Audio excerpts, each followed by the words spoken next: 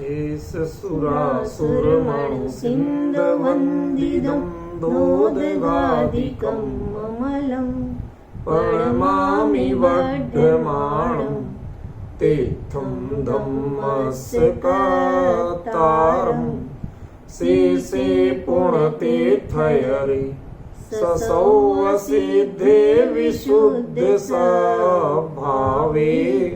समणेयणानदंसं चरित तव वीर्यायारे ते सौवे समगं पतेगमेव पतेगं वन्दामि अवर्तन्ते अर्हन्ते मानुषे खेते किच्चारिहन्ताणं सिद्धाणं तैणमो गणहराणम् अजावैवगाणं साहूढं चैव सौवेशिं तेसिं विशुद्धदंसं प्राणपाणासमं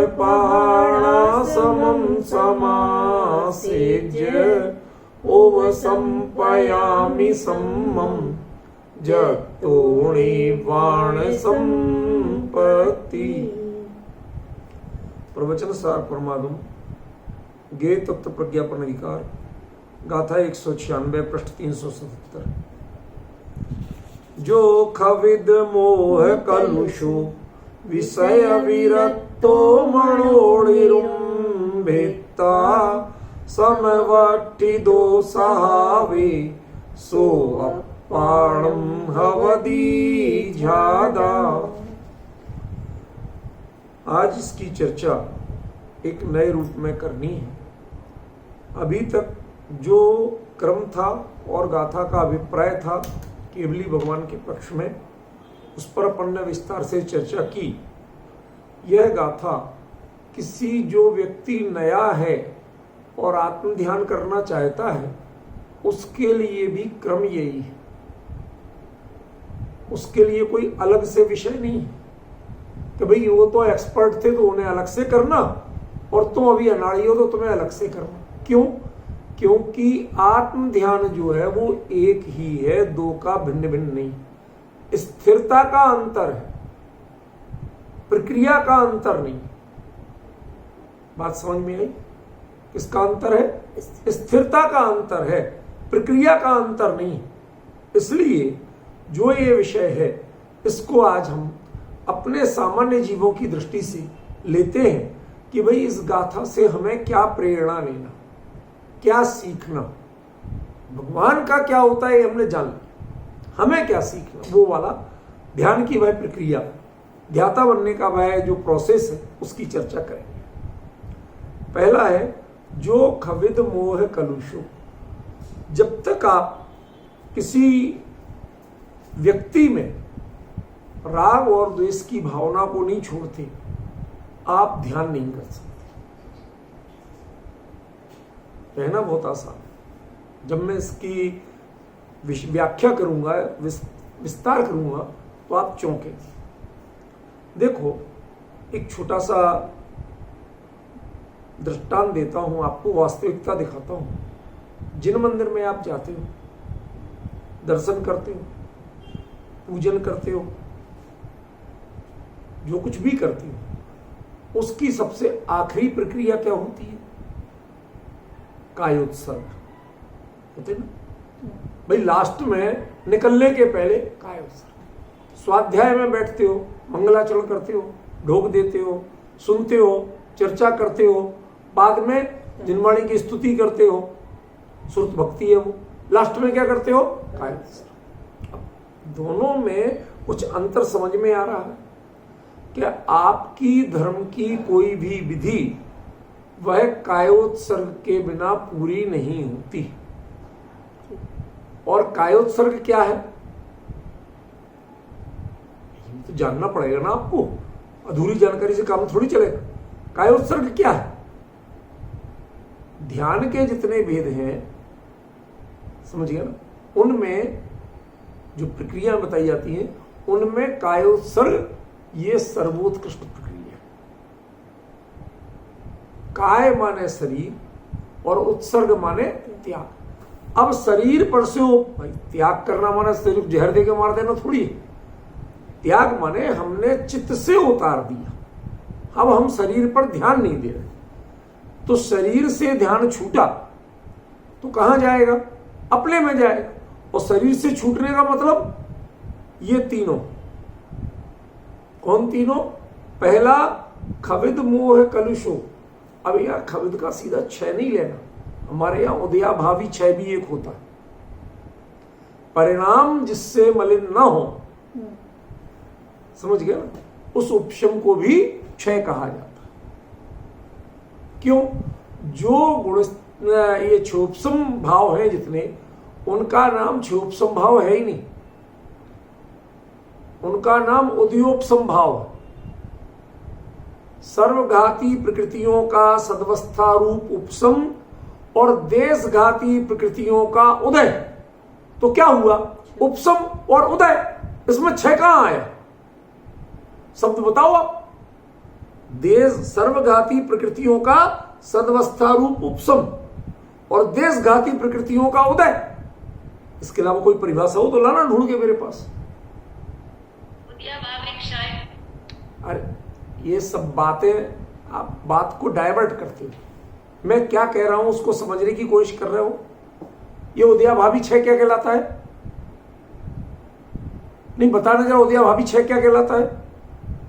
क्षय किसे कहते हैं? सत्ता से नष्ट होने को क्षय कहते हैं कि उदय में नहीं होने को क्षय कहते हैं?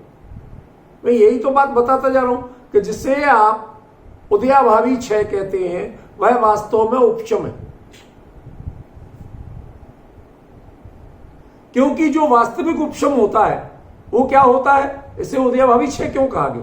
तो आपको बात है तो बात के तरीके से पूछो। उदयाभावी क्षय क्यों कहा गया जब है उपशम? तो इसलिए कहा गया कि जो उपशम असल में होता है वह तो बहुत कम समय का होता है,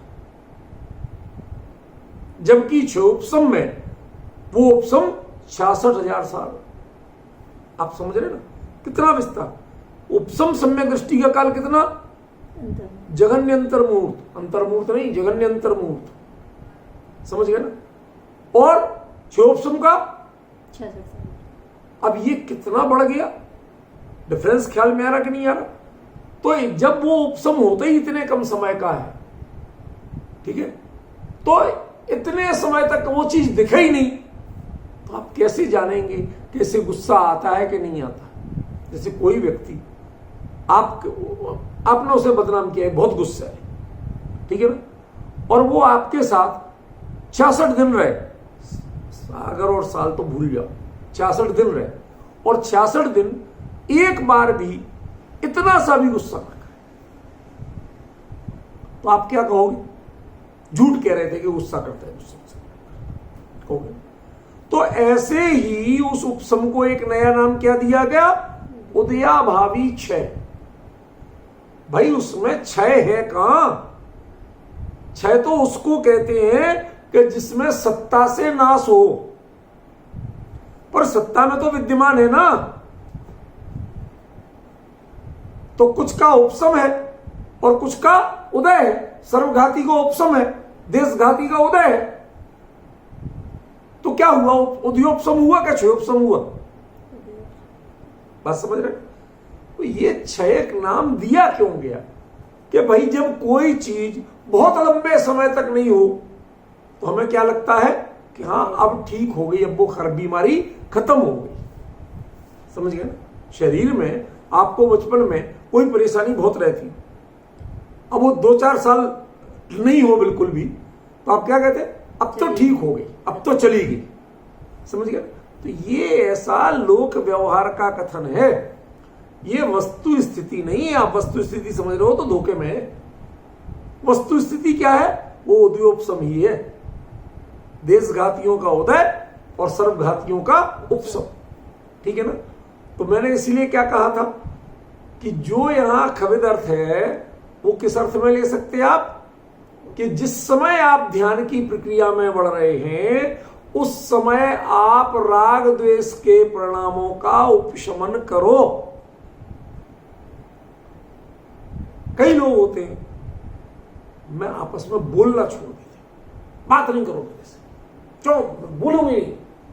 अब ये नहीं बोल रहे तो इससे मैं बोलूंगा नहीं, ये निर्णय कैसे लिया? कसाई से, समझ में? नाराज होकर, बुराई मान के, लड़ाई झगड़ा करके। अब बोलूंगा नहीं तो उससे वचन गुप्ती माना जाए कि नहीं? नहीं, बिल्कुल नहीं बोलना, एक किसी से नहीं बोलना। अब डिफरेंस ख्याल में है ना मैं क्या कहना चाहता हूं? नहीं बोलोगे इसे वचन गुप्ती माना जाएगा क्या? नहीं हिलोगे डुलोगे तो काय गुप्ती माना जाएगा क्या?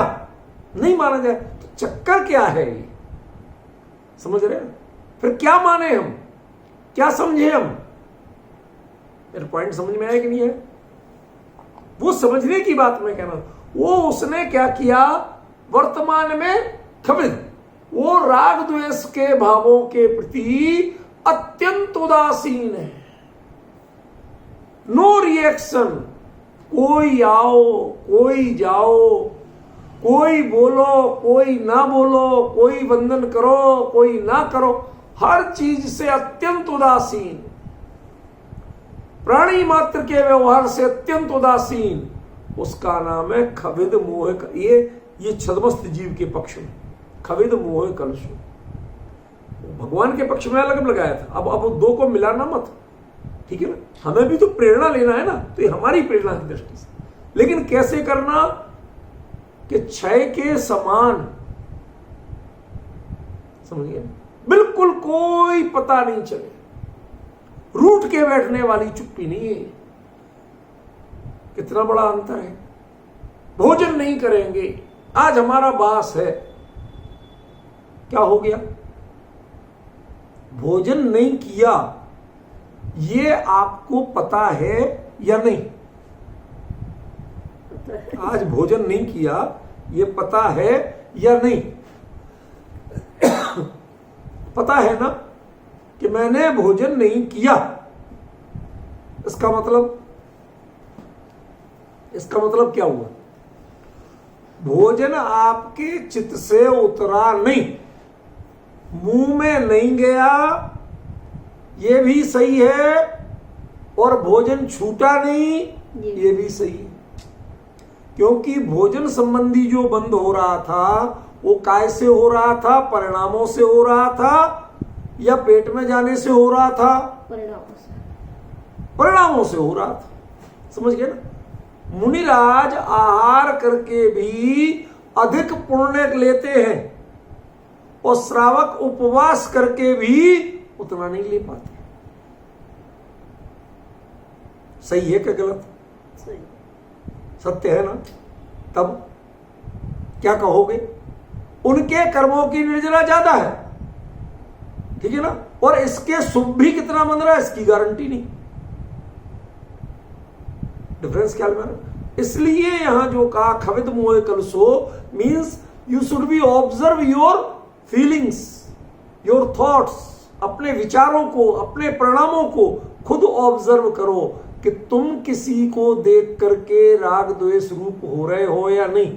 किसी को आते देख करके तुम्हारे आंखों में चमक बढ़ती है या नहीं। परिणाम थोड़े से उत्तेजित होते हैं कि नहीं। ब्लड प्रेशर थोड़ा सा बढ़ता है कि नहीं। यदि ये सब चेंज आते हैं तो अभी समझ लेना खविद मोह कलशों की स्थिति नहीं है, तुम ध्यान नहीं कर सकते। कहना अलग चीज है, करना बहुत अलग चीज है। बात ख्याल में पड़ रही? क्या कह रहे हैं? जो खविद मोह कलुषो, यदि आपको आत्म ध्यान करना है तो पहली कंडीशन ये सजीव के बारे में है, निर्जीव के बारे में नहीं। खविद मोह कलुषो किसके बारे में है? सजीव के बारे में। भगवान के पक्ष में भी यही था और इसमें भी यही। क्यों? क्योंकि जो बाकी निर्जीव वस्तुएं हैं वो आपके पंचेंद्रिय के विषय के अंतर्गत आ जाए। समझ गए? इसलिए वो विषय वृत्तों में जाएगा। ख्याल में? तो जो खविद मोह कलुषो, कोई भी चला आए, कितना उत्कृष्ट से उत्कृष्ट हो और कितना बैरी से बैरी हो, आपके परिणामों में विचलितपना नहीं आना चाहिए। तब आप ध्यान कर सकते हो आत्मा का। और यदि ये पहचान आपको बनी हुई है तब तक आप आत्मा का ध्यान नहीं कर सकते। सिंपल सी बात। तो हमें क्या करना कि पहले अपने परिणामों को ऑब्जर्व करना। देखो तुम्हारे परिणाम क्या बोल रहे। समझ में? मैंने पूछा कि आपने आज भोजन नहीं किया, ये आपको पता है? इसका मतलब उपवास हुआ नहीं। क्यों? उप माने समीप और वास माने रहना, आत्मा के समीप रहना था। आपका उपयोग तो भोजन से छूटे ही नहीं, क्योंकि आपको पता कैसे है कि भोजन नहीं किया आज। समझिए? उससे कीमती काम करते ना, जिनवाणी का स्वाध्याय करते, मनन करते, चिंतन करते, ध्यान करते, वो सब नहीं किया। अभी आप अटके कहां हो? वही के वही, मैंने आज भोजन नहीं किया, मैंने आज भोजन नहीं किया। तो भैया ये क्या हुआ? अर्थ ध्यान हुआ कि धर्म ध्यान हुआ? बताइए आप, अर्थ ध्यान हुआ कि नहीं हुआ? जब अर्थ ध्यान है तो अर्थ ध्यान किस जिनवाणी में, किस पंक्ति में मोक्ष का कारण कहा? उसे तो ध्यान ही नहीं कहा। समझ गए ना? वो तो बंध का कारण है। ख्याल में ना? इसलिए जब तक बिल्कुल अपने परिणामों को देखना है, हमें दूसरों को नहीं देखना। दुनिया क्या कर रही है हमें बिल्कुल नहीं देखना। आपको दिखता है तो ये आपकी कमजोरी है। मैं अपनी बात करता हूं, किसी और की नहीं कह रहा। हमें प्रवचन सार जी पे बात करनी है, आता है, राग बस कह देते हैं, वो भी करुणावश, कोई द्वेषवश नहीं कहता हूं। लेकिन कई बार मैं अपने आप को कहता हूं कि तुम्हें दूसरे क्या कर रहे हैं इसकी चर्चा करने की क्या जरूरत है। समय सार में आचार्य देव क्या कह रहे हैं, प्रवचन सार में आचार्य देव क्या कह रहे हैं, उसको खोलो ना। समझ रहे हैं? अब ये जो, यदि आप अपना सेल्फ एनालिसिस नहीं कर सकते हैं, अपना असेसमेंट खुद नहीं कर सकते हैं, तो इसका मतलब है कि आप जीवन भर पराधीन बने रहेंगे, कभी आप स्वाधीन नहीं बन सकते। आत्म ध्यान तो स्वाधीनता की प्रक्रिया। अपना असेसमेंट खुद करो, क्या है परिणामों में, खुद परखो। किसी को डॉक्टर को दिखाने की जरूरत नहीं, केवली से पूछने की जरूरत नहीं है। थोड़ा सा आंख बंद करके देखो अंतरंग में क्या चल रहा है। अपने आप को पढ़ो, तुम्हारे परिणाम मान कषाय में जा रहे हैं, क्रोध कषाय में जा रहे हैं, अपने आप से छल कर रहे हैं, लोभ में है या वास्तव में मध्यस्थ हो। ख्याल में है ना? ये विचार खुद करो। और विचार करते हुए फिर क्या करना कि विषय विरक्तो, व्यक्तियों के प्रति तो राग द्वेष रहित हो गए, लेकिन ये जो शरीर है ना, ये बड़ी विचित्र चीज है। इसकी डिमांडें चलती रहती है, कुछ ना कुछ। एक बात बताओ, तेज सर्दी हो जाए तो फिर कुछ ओढ़ने करने को, पहनने को कपड़े चाहिए कि नहीं चाहिए? अब चाहे जिनवाणी सुनना हो, चाहे जो भी करना, तब आप गर्म कपड़े पहन के बैठते कि नहीं बैठते? बात किसकी कर रहे? आत्मा की, ध्यान की। और कर क्या रहे हो? शरीर का उपयोग आपने क्या एकदम छोड़ पाए? पांचों इंद्रियों के जो विषय हैं उनसे क्या पूरी तरह विरक्त हो पाए? बाहर कोई हल्ला करने लगे, कर्णेंद्रिय का प्रिय विषय आ जाए तो क्या लगता है? यार बहुत हल्ला मचा रखा है, शांत रहो, बच्चों शोरगुल मत करो। समझ रहे? कोई बाहर से हल्ला करता निकला, उस पर कह लो। ये सब होता है, इससे इनकार नहीं कर रहे, लेकिन आत्मध्यानी के जीवन में होता है, आत्मध्यान की प्रक्रिया में होता है, तो आप गलत हो। सब शांत हो जाओ तो हम अपना आत्मध्यान करें। बताओ मुनिराज, जब जंगल में आत्म ध्यान करते होंगे तो कुत्ते भी भौंक रहे, शेर भी दहाड़ रहा, बंदर भी उछल कूद कर रहे, कि नहीं कर रहे हैं? सांप भाग रहा, नेवला वहां पीछे घुस झाड़ी में घुस रहा, क्या नहीं हो रहा है ये बताओ। सुअर वो गंदगी में लौट के आके आराम से महाराज जी के सामने ऐसे हिल रहा, क्या नहीं हो रहा है? शोरगुल से लेके गंदगी, बदबू, जो चीज आप कह सकते सब हो रहा कि नहीं हो रहा। आप स्वाध्याय के लिए बैठे, मनन चिंतन के लिए बैठे, ध्यान के लिए बैठे, और उस समय कहीं से गटर की बदबू आ जाए तो आएगी बदबू कि नहीं आएगी? बताओ, पता चलेगी कि नहीं? समस्या उसमें राग द्वेष करने की नहीं है, इष्ट अनिष्ट मानने की नहीं है, वो तो स्थूल विकल्प है। यह मुद्दा क्या है? आपको इतने विरक्त हो कि आपको पता ही नहीं चले।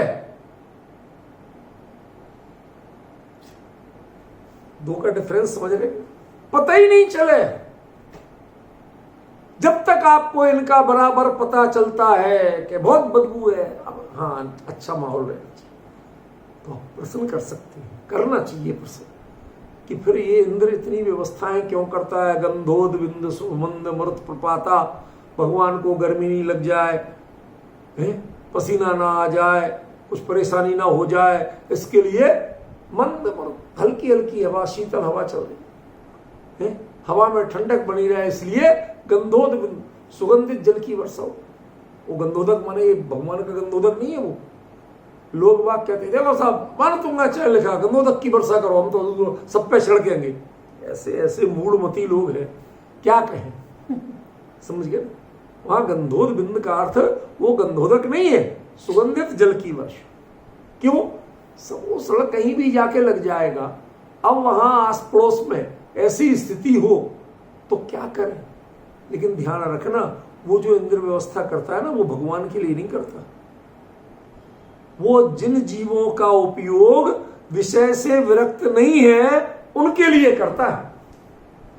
भगवान का उपयोग तो विषय से विरक्त है, उन्हें फर्क ही नहीं पड़ता कि तुम खुशबू फैलाओ तो और बदबू फैलाओ तो, कोई स्थिति हो उन्हें कोई फर्क नहीं पड़ता। समझ गए? ये सुगंधित जल की वर्षा जो होती है ये किसके लिए होती है? समोषण में ये छद्मस्त अज्ञानी जीवों के लिए कि जो विषय से विरक्त नहीं है, और उनमें से भी जो विषय विरक्त होने चले तो उन्हें वो खुशबू बदबू तो नहीं आती, खुशबू भी आना बंद, उसके प्रति उपयोग जाना बंद। जब पंचेंद्रिय के विषयों में आपका उपयोग भटकना छोड़ दे, उसका नाम क्या है? विषय विरक्त। ज्ञान उसको पहचानना छोड़ दे, ध्यान रखना क्या शब्द बोला? जानना छोड़ दे नहीं, जानना एक अलग चीज है, पहचानना एक अलग चीज है। मैं कोई दृष्टांत दूं तो थोड़ा क्षमा करना, नाराज मत होना। बच्चा है आपका, बिल्कुल छोटा, दूध मुंह, वो पॉटी कर लेता है, कपड़ों में कर लेता है, खुशबू तो आती नहीं, लेकिन मां को कुछ खास नहीं लगता। उसकी सफाई करने में भी घिन नहीं आती। क्या आती है? नहीं आती, आराम से कर लेते हर चीज को। उसकी नाक बहे तो उसे भी साफ करने में कुछ कोई बुराई नहीं लगती। और वही अम्मा जी, वही आज की मॉडर्न बहू रानी, यदि कोई कहीं पर बाहर दरवाजे पर थूक जाए, इनको कोई पैर गंदा, पैर भी गंदा नहीं हुआ, हाथ तो बहुत दूर, तो उसकी 7 पीढ़ियों का उद्धार करती। अब डिफरेंस समझना, मैं कुछ और बताना चाहता हूं, मैं राग द्वेष नहीं सिखाना चाहता, मैं ये बताना चाहता हूं कि जब जिसने, जो उपयोग ने जिसमें अपनत्व स्थापित किया, उसमें विषयों का महत्व खत्म हो जाता है। फिर आप क्वालिटी और डिसक्वालिटी के रूप में नहीं देखते हैं, मात्र उनके ज्ञाता रहते, और ज्ञाता भी बनना नहीं चाहते। क्या बनना नहीं चाहते? ज्ञान में आ जाए तो राग द्वेष नहीं करते, समझिए ना, मजे लेते हैं और ना हटाने की कोशिश करते। जो हटाने की कोशिश करता है वो भी विषय से विरक्त नहीं है। अब मैं जो बात कहने वाला हूं ना, आप लोग लड़ोगे मेरे से। लोग कहते ब्रह्मचारी जी को स्त्रियों से दूर रहना। क्यों भैया, क्यों घबराए जा रहे हो? मैं कोई छूने का समर्थन नहीं कर रहा हूं, मैं कुछ और बात बता रहा हूं। तुम्हें इनसे भागने का भाव क्यों है? घबराने का भाव क्यों है? तुम अपने उपयोग को अपने में संवृत क्यों नहीं करते हो? संवर किसे माने? ओढ़ के, जैसे आदमी ढक के बैठ जाता है आंखों को, हम देख ही नहीं रहे दुनिया को। होता है कि नहीं होता? समझे? ऐसे ही आप अपने उपयोग को क्यों नहीं ढक लेते हो? उन्हें क्यों भगाना चाहते हो? विकार उनमें हो रहा है या तुम में हो रहा है? उपयोग विकारी हो रहा है या वो विकारी हो रहे? उपयोग विकारी हो रहा। तकलीफ तुम्हें है और ढकने को किसको कहते हो? उन्हें। अपने उपयोग को क्यों नहीं ढकते हो भाई? पॉइंट समझ में आ रही है? बड़ा गहरा विषय है। विषय विरक्त, विषयों से विरक्त हो। यदि तुम्हें हटना भी है तो विरक्ति का अर्थ दूसरे को हटाना नहीं है, विरक्ति का अर्थ खुद भी भागना नहीं है, अपने उपयोग को अपने में समेट लेना है। बचपन की बात बताता हूं, हम लोग खेलते थे, बच्चे दौड़ दौड़ के खेलते। अब घर से तो भगा देती थी मां वगैरह, निकलो बाहर, अभी ये गिराया वो गिराया, तोड़ फोड़ मचाओगे, घर में नहीं खेलना, बाहर जाओ। अब बाहर गए तो बाहर कहीं गोबर पड़ा। भाई ये तो इंडिया है, कोई आपके यूएस तो और वो तो है नहीं, है तो सब होता है। तो बच्चे दौड़ दौड़ के खेल रहे ग्राउंड में। अब पता चला वहीं गाय ने गोबर कर दिया। अब उस गोबर में पैर पड़ गया किसी का, ठीक है ना? अब पैर पड़ गया तो बाकी लोग मुझे नहीं छूना, मुझे नहीं छूना, तुम गंदा हो गया। अब वो क्या जाए चाहे, मैं तो छूंगा, मैं ही अकेला गंदा क्यों हूं, तुम सब क्यों नहीं हो? तो वो जानबूझ के छूने लगे। अब हम देखें कि हम बच तो सकते नहीं, कहां जाए भाग के, ठीक है ना? तो हम लोग काम करते थे, ये देख रहा, अंटी गुंटी बांधना, ये कर लिया। अब तुम लाख छू लो, हमें फर्क ही नहीं पड़ता। हमने अपने आप को प्रोटेक्ट कर लिया, समझ गए? अब तुम छुओगे तो भी हमें फर्क नहीं पड़ता। तो हम कहते महाराज जी, भगवान आप अपने आप को प्रोटेक्ट क्यों नहीं करते हो? कोई अंटी गुंटी बनाओ ना इसकी भी। वो अंटी गुंटी ये है कि आप अपने उपयोग को विषयों से विरक्त करो, विषयों की पहचान छोड़ो। कौन है? पहचान छोड़ने का तरीके तो सिखाते हैं, माता बहन सुता पहचानो, कहा कि नहीं कहा? 10 लक्षण की पूजन में, ब्रह्मचर्य धर्म की पूजन में, माता बहन सुता पहचानो। आप एक ही चीज क्यों पहचानते हैं, ये 3 क्यों नहीं पहचानती? समझ गए? पहले तो पहचान बदलवाई और बाद में पहचान छुड़ाई। क्या अंतर किया? 2 शब्द बोल रहा हूं। पहले पहचान बदलवाई, आप अकेली एक चीज देखते थे तो पहचान बदलवाई कि तुम मां बहन बेटी देखो। फिर साथ में पहचान ही छुड़ाई कि तुम्हें ये नर और मादा का भेद क्यों आ रहा है, कौन पुरुष कौन स्त्री भेद क्यों आ रहा है, ये पहचान क्यों जग रही है? ये पहचान तुम्हें जग रही है, इसका मतलब है कि तुम्हारे अंदर में अभी कचास बाकी। ख्याल में? तुम्हें यदि आत्म ध्यान करना है तो तुम्हें पंचेंद्रिय के विषयों से इतना विरक्त होना है कि उनकी पहचान तक तुम्हारी नष्ट होनी। उस समय तुम उनको पहचानने से मना कर दो। समझ गए? बात बताओ कि आपके किसी खास का सर्जरी चल रही हो और आपके लिए उनका, आप जा रहे हो दौड़ के उनके लिए कुछ दवाई या कोई चीज लेने की, ठीक है ना। अब इस समय जब आप दवाई लेके उधर तुरंत पहुंचाना, उधर सर्जरी के लिए डॉक्टर बैठा, तो इस समय मुनीम का फोन है, सेठ जी 2 लाख का फायदा हो गया, सुनोगे? नहीं। मैंने आपको नुकसान नहीं कराया, फायदा कराया, तब भी नहीं सुनो। अभी ये बात, मुझे बात करने का समय नहीं। और स्थिति होती तो वाह मुनीम जी गजब किया तुमने, शाबाश, तब बाय बाई, तालियां, सब कुछ करती। बड़ा लक्ष्य जब सामने हो तो ना राग सुहाता है, ना द्वेष सुहाता है, ना अच्छा विषय सुहाता है, ना बुरा विषय।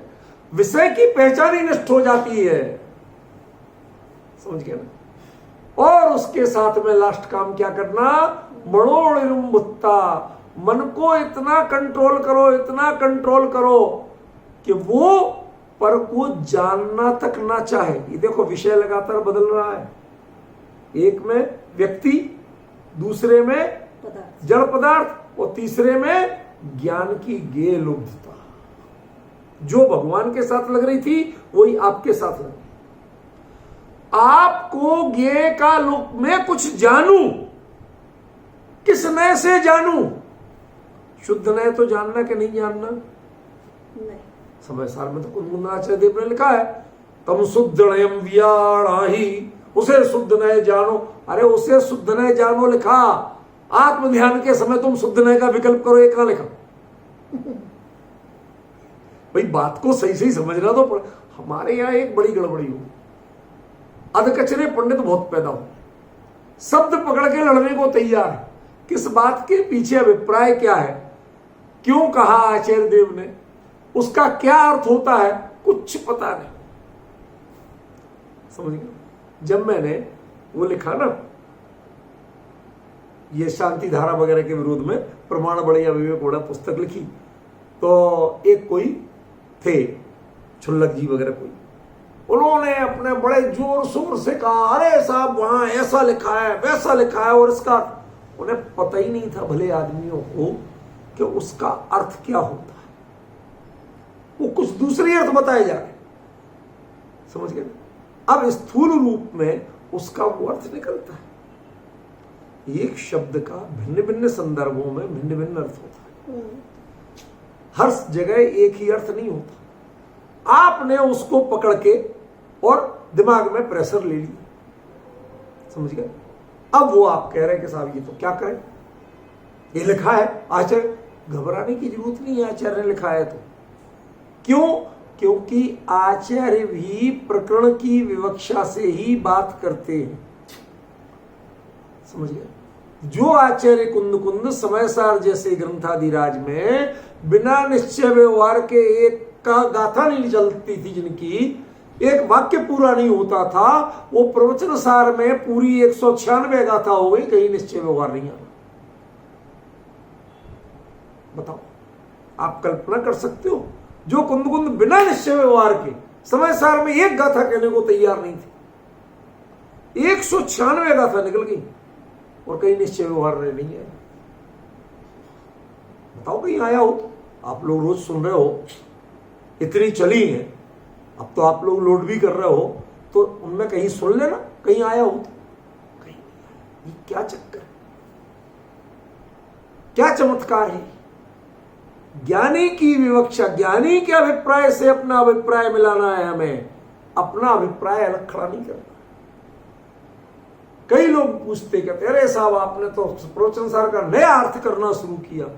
मैंने कहा नहीं, कुंद कुंदाचार्य का क्या अभिप्राय था मैं सिर्फ वह बताने की कोशिश कर रहा हूं, इसमें मेरा अभिप्राय कुछ भी नहीं, मैं कहीं हूं ही नहीं।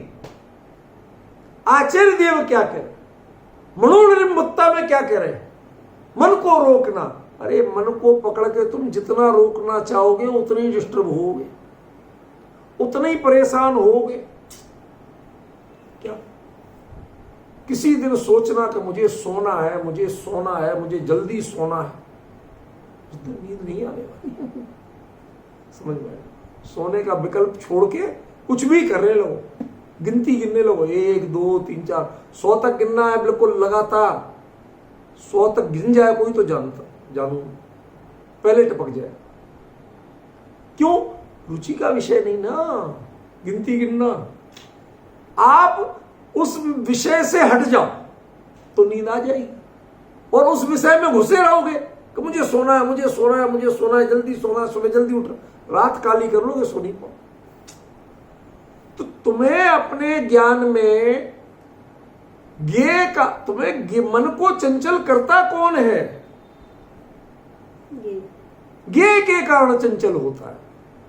कुछ जानना ही नहीं हो, निर्णय नहीं करना हो पर का, तो मन विचार किसका करेगा?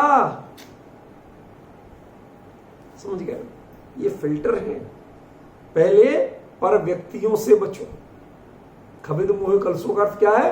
पर व्यक्तियों के प्रति राग द्वेष मोह की वृत्ति से बचो। लोगों से भागने की जरूरत नहीं है, अपने आप को उनसे राग द्वेष नहीं करने की जरूरत है। फिर पंचेंद्रिय के विषयों से बचो, जड़ पदार्थों से, ठीक है ना, पर पदार्थों के परिणमनों से। फिर तीसरे नंबर पे कि आप जानने से भी बचो। आपको जानना ही नहीं है, शुद्ध ने भी नहीं जानना है, और तो और शुद्ध ने भी नहीं जानना है। कुंद क्या कहते हैं ये भी नहीं जानना है। घबराओ नहीं। कब? यदि अपना ध्यान करना है तो उस समय कुंद को भी भूलना पड़ेगा। उस समय यदि कुंद याद रहे, कुंद को देख देख के ध्यान की विधि नहीं होती। मैंने आपको बताया था ना साइकिल चलाना, वो क्या कहता है? देखना सामने, पेडल नीचे मारना। अब हम भूल जाते पेडल मारना, पेडल मारो तो हम देखते हैं कहां मारना, सो ठुक गई साइकिल। नीचे क्यों देखा? अरे साहब आप कह रहे थे पेडल मारो। तो पेडल पैर को मारना था कि आंखों को? कि पैर को मारना था, पर देखना तो पड़ेगा ना। कहते यही तो गड़बड़ी। तुम उसे जानने की कोशिश नहीं करो, वो ऑटोमेटिक चलना चाहिए। समझ गए? तब सही चलेगी साइकिल। और यदि आपने उसको देखने जानने की कोशिश की तो ठोकोगे, एक्सीडेंट होगा, कोई इलाज नहीं। पर ये को आप जानने की कोशिश नहीं, साहब फिर इसका क्या होगा? जिस समय नेहरू जी मरे उस समय अरे देश का क्या होगा, नेहरू जी ने उस स्थिति से निकाल के यहां तक लाए, अब क्या होगा? शास्त्री जी मरे, अरे अब क्या होगा इस देश का, अब तो कोई सीनियर लीडर ही नहीं है। इंदिरा आई, उन्हें आराम से चलाते। जिस दिन इंदिरा मरी उस दिन देश में कई लोग छाती पीट के रो रहे, अब क्या होगा देश का। ये कोई आश्चर्य की बात नहीं है। आप बनारसीदास जी के नाटक समय सार अर्धकथानक को पढ़ो, आप उसमें अर्धकथानक में साफ लिखते हैं कि जब बादशाह अकबर की मृत्यु हुई तो बनारसीदास जी छाती पीट पीट के रो रहे थे। लिखा है उन्होंने आप यही शब्द, क्या होगा देश का, बादशाह मर गया, लुटेंगे, मरेंगे, कटेंगे, क्या हो कुछ पता नहीं, घबराहट के मारे रो रहे। ये एक मनोवृत्ति है, लेकिन उसके बाद भी जीवन चलता है। आपका आयु कर्म है तो जीवन चलेगा, और आयु कर्म नहीं होगा तो कुत्ता काट खाएगा तो मर जाओगे, उसमें कौन सी बड़ी बात है। कुत्ता तो बहुत बड़ा है, वो कोरोना तो तुमने दिखता ही नहीं है, तो अभी निपट रहे कई लोग, हो रहा कि नहीं हो रहा। ये कोई आपका आधार नहीं है। हम जबरदस्ती पर को जानना चाहते। इस ज्ञेय के लोभीपने के कारण तुम्हें कभी आत्मा का ध्यान नहीं होता। तुम्हें परज्ञेय को जानना ही नहीं, समझे क्यों? परज्ञेय को जानना ही नहीं, तब आत्मा का ध्यान होगा। यदि परज्ञेय को जानने का भाव है तो आत्मा का ध्यान नहीं।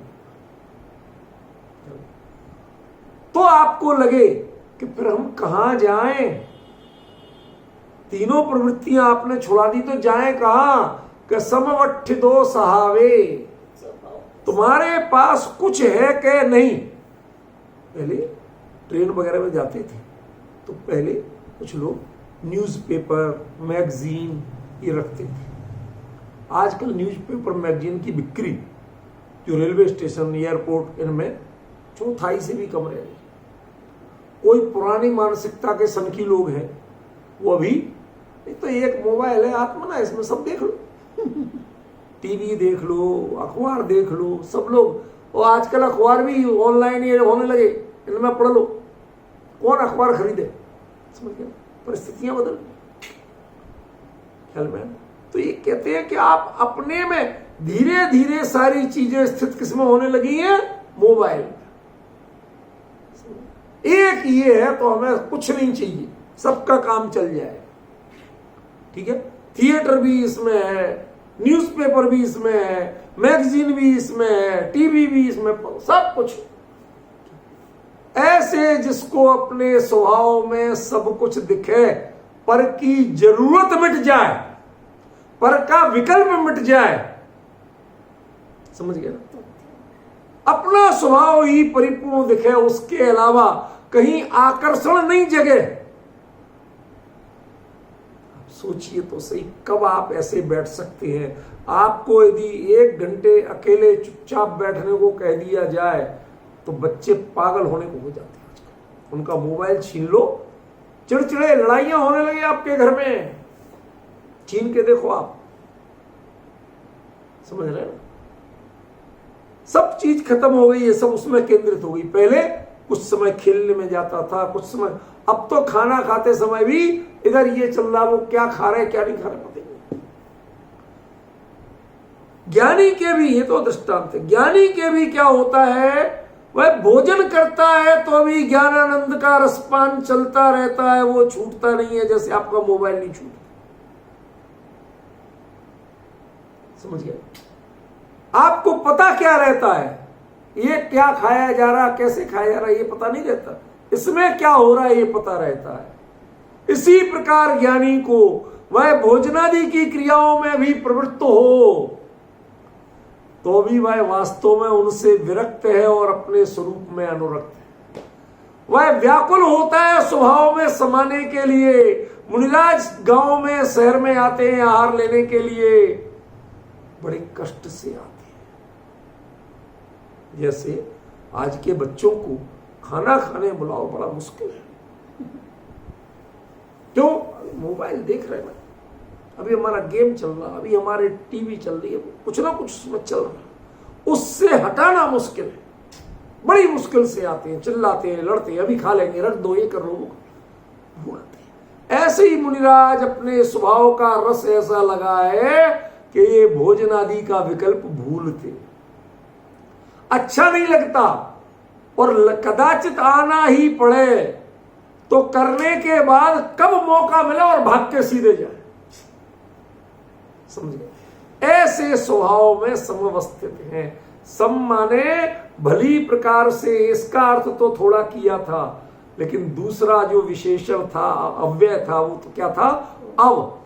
अव का अर्थ कई होते, 2 अर्थ आपको बताता। एक उन्नति, अवनति, डिमोशन, प्रमोशन एंड डिमोशन।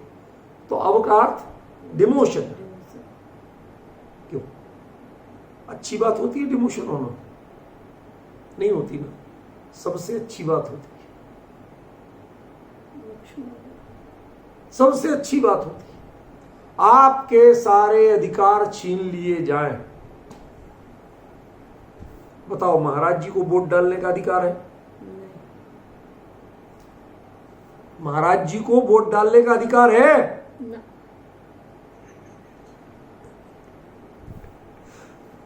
उनकी भांजी का ब्याह हो तो भात देने का अधिकार है? नहीं। अब समझिए, अब सारे अधिकार छिन गए, तभी तो ध्यान हो रहा। जब तक तुम्हें अधिकार लगते हैं, अधिकार आकर्षण का प्रतीक है, आप जुड़ते हो, मैं ये करूं, समझ गए, सारे अधिकार छिन जाए और निश्चिंत, जी हल्का। मैं बताऊं, यूनिवर्सिटी में कई सारे पद थे पहले हमारे पास, इसकी फाइल आ रही, फिर उसकी फाइल आ रही, फिर ये देखना, फिर बीच में क्लास भी लेना। अच्छा भाई लग जाओ, फाइल अभी देख, 1 घंटे में क्लास पूरी कर लूँ। धीरे धीरे लोगों ने सब अधिकार छीन लिए, कोई एक्स्ट्रा पोस्ट नहीं है आपके पास। हमने कहा भाई साहब, मैं गया भी थी, बड़ी कृपा की आपने, क्यों? शांति से बैठ के लिखता पढ़ता हूं। मेरा उपयोग तो इसमें लगता था। अब मैं मोबाइल में लिखना शुरू किया, नहीं एक लाइन हुई वो फाइल लेके आ गया, फिर एक फोन आ गया, फिर वो मीटिंग आ गई। अरे चक्करगिन्नी बने रहो। मेरी नौकरी इस काम की है क्या? मैं शास्त्र का व्यक्ति हूं, शास्त्र में उपयोग लगाऊं, ये तुमने कहां फंसा दिया मुझे? ठीक है। अब लोग कहते परेशान होते हैं, मेरे पास कोई अधिकार नहीं, और मैं खुश होता था कि मेरे पास कोई अधिकार नहीं। अरे अधिकार लोगे तो कर्तव्य भी तो बढ़ेंगे। अकेला अधिकार होता है क्या? नहीं, कोई अधिकार नहीं। महाराज जी को कोई अधिकार नहीं है। एक अधिकार हो तो बताओ, जो कहते हैं ना सूर्यमंत्र, सूर्यमंत्र, किसी चीज का अधिकार नहीं हो। क्यों? ये जो परिग्रह के काम हैं, प्रवृत्ति के काम हैं, इनकी जिम्मेवारी वो कभी लेते ही नहीं। और जो कहते कि साहब मैं यदि सूर्य मंत्र तो हम ही देंगे, तुम दोगे तो हम प्रतिमा को, अरे तुम क्या अनाड़ियों जैसी बातें करते हो? वास्तविकता क्या है तुम समझ ही नहीं रहे हो कि वास्तविकता क्या है। आप वास्तविकता को समझने की कोशिश करो। बिल्कुल उनसे विरक्त हो, इतने दूर हो रहे हैं, सारे अधिकारों से दूर है। एक चक्रवर्ती सम्राट दीक्षा ले ली, क्यों? अब 6 खंड में कौन उसके अधीन है? कोई नहीं। किसको बताएं? अच्छा लोग आ जाए पूछने, बेटा कि पिताजी आपने वो दे तो दिया राज, पहले से हमें ट्रेनिंग दी नहीं थी, हम इसको क्या कहें? फला चीज आपने कहां रखी थी? उसके पर कागज जो बही खाते थे वो कहां रखे? बता सकते हैं? अधिकार ही नहीं, सोचने तक का अधिकार नहीं है आपको। समझ गए ना? क्या है समवट्ठिता? आप अब पर के दृष्टि से अवनति तो स्वरूप में हो उन्नति, और जिसकी पर में हो उन्नति उसकी स्वरूप में हो अवनति। क्या आप पर में जितने उन्नत होंगे स्वरूप से उतने ही घटेंगे। पर में जितने अवनत होंगे, किसी के काम के नहीं, तो आप अपने काम के बहुत हो सकते। और जब तक दुनिया के काम के बने रहोगे, एक्सपर्ट कहते हैं ना, विशेषज्ञ, किस किस चीज के विशेषज्ञ हो? यदि आत्म ध्यान का विशेषज्ञ बनना है तो दुनिया के मामले में गधे बन जाओ, अनाड़ी बन जाओ, कुछ नहीं आता।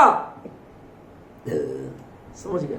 यदि ऐसा अपने को परिपूर्ण और बाकी सब दुनिया बेकार, मैं किसी के काम का नहीं हूं, मुझे एक ही काम आता है कि मैं अपना काम कर सकूं, मैं अपना ध्यान कर सकूं, इसके अलावा कुछ नहीं आता, बिल्कुल जीरो हो। समझ गए? वो कौन कहलाएगा? सो अपाणम हवदि ज्यादा। ये अब जो उपसर्ग जोड़ा ना, ये डाउन करने वाला है। किससे? पर की दृष्टि में आप जब तक बिल्कुल निकम्मे नालायक नहीं बनोगे, तब तक पर आपको नहीं छोड़ेंगे। समझ गए? बिल्कुल बेकार बन जाओ, किसी काम के नहीं। मैं सच बताऊं, शुरू में कभी कभी ऐसी व्याख्या करता था, क्या साहब मंदिरों में थोड़े बहुत अतिशय वगैरह होना चाहिए ताकि लोग आए, भीड़ जुटे, लोग दर्शन करने आए। समझ गए? पहले शुरू में बच्चा था, छोटपन की बात था। धीरे धीरे विचार किए, पिताजी बहुत समझाते थे, वो गजब के अभ्यासी थे। मतलब सन 47-48 के पीरियड में गुरुदेव के पास सोनगढ़ गए, तब से लगातार अपने वहां जब मौका लगता तो जाते, नहीं तो अलग अपना स्वाध्याय समय सार लेके बैठते थे, इसकी चर्चा करते, दूसरी चर्चा। समझ गए? तो मैं एक आध बार कहता हूं, पिताजी अच्छी बात है, कहते अतिशय क्षेत्र नहीं जाना, सिद्ध क्षेत्र चलो। नहीं, क्यों?